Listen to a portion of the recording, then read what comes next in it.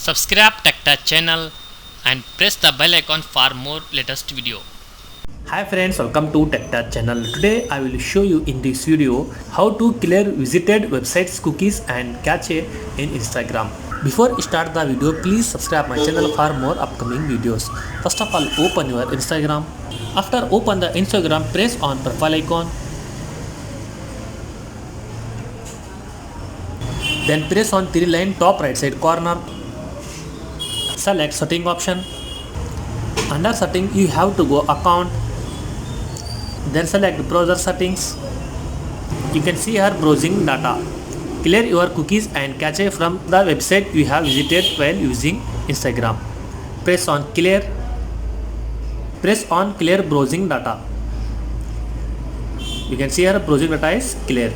So in this way you have clear visited website cookies and cache in Instagram. Thanks for watching friends. If you like this video, please like, share and don't forget to subscribe my channel.